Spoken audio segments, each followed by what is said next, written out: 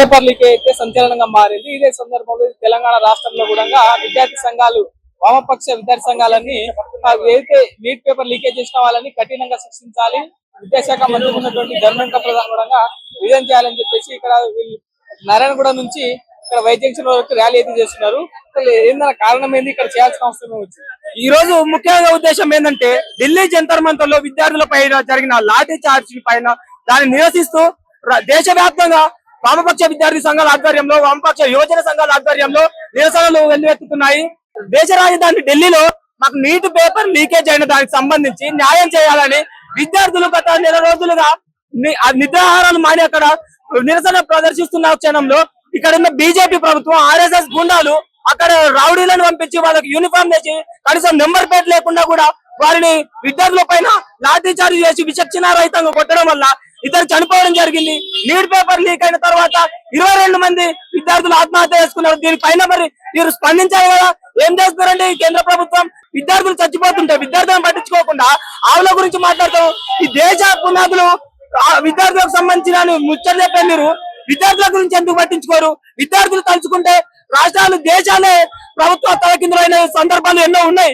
ఈ దేశంలో కూడా మీ గద్దె దించే ప్రయత్నం తొందరలో చేస్తాం.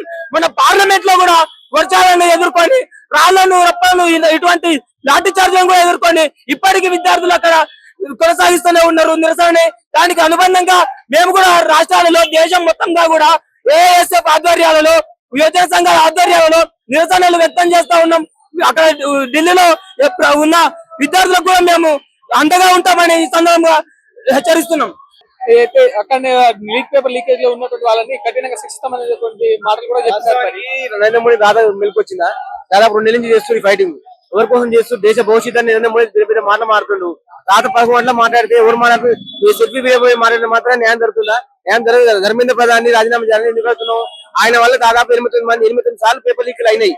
దాదాపు 12 సంవత్సరాల కాలంలో దాదాపు 8 సార్లు లీక్ అయినాయి. ఆ కాలంలో నుంచి ఇంతవరకు నిద్రమాపు కోరుకోలేదా? రాత 11 గంటలకు సెల్ఫీ చేసి నేను క్షమాపణ చెప్పిస్తారు. ఎవరైతే దోషులు వాళ్ళకి ఇచ్చేసారు. అసలు దోషి ధర్మేంద్ర ప్రధాన్ కదా, ఆయన కదా మెయిన్. ఆయన అరెస్ట్ చేయమని చెప్తున్నావు, ఆయన భద్రం చేయమంటున్నావు. ఆయన కేంద్ర మంత్రి రాజీనామా చేయాలని మనం ఫైట్ చేస్తున్నాం కదా. ఏదో సెల్ఫీ వీడియో వల్ల ఇది కరెక్ట్ కాదు, కావాలని దీన్ని సైడ్ ట్రాక్ చేసే నరేంద్ర మోడీ ప్రయత్నం చేస్తుంది. కాబట్టి ఖచ్చితంగా దీన్ని వ్యతిరేకిస్తున్నాం. నరేంద్ర మోడీ కూడా అవసరం ఉంటే రాజీనామా చేయడం డిమాండ్ చేస్తున్నాం మేము. అక్కడ లాఠీ చార్జ్ చేసిన వాళ్ళు పోలీసు వాళ్ళేనా, లేకపోతే ఇక్కడ విద్యార్థుల తరఫుననే వాళ్ళే ఏదో అంత కుట్ర పన్నుతున్నారు మాటలు వినిపిస్తున్నాయి, మరి నిజమా? వాస్తవానికి ఆర్ఎస్ఎస్ వాళ్ళు సంబంధించిన వ్యక్తులే ఎక్కువ కనిపిస్తారు. ఎందుకంటే అక్కడ యూట్యూబ్ ఛానల్ చాలా మంది వచ్చారు, వాళ్ళందరూ ఎంక్వైరీ చేస్తారు. అసెంబ్లీ జర్నలిస్ట్ గా ఈ రోజు యూట్యూబ్ ఛానల్ వాళ్ళు. ఎందుకంటే వాళ్ళు వెలికి తీస్తారు. ఏమని వెలికి తీస్తారు అంటే వాళ్ళ ఐడి కార్డు అడుగుమంటే చూపించలేకపోతారు. ఆ నిజమైన పోలీసు ఉంటే ఖచ్చితంగా అడుగుతుండే, మాట్లాడుతుండే నేను నిజమైన పోలీసు అని ఆయన చూపిస్తున్న ఐడి కార్డు చూపించలేకపోతారు. అలాంటి వాళ్ళు చాలా 100 మంది కావాలంతా ఆర్ఎస్ సంబంధించిన వ్యక్తులే కావాలని చూసి మరీ కొట్లాడతారు.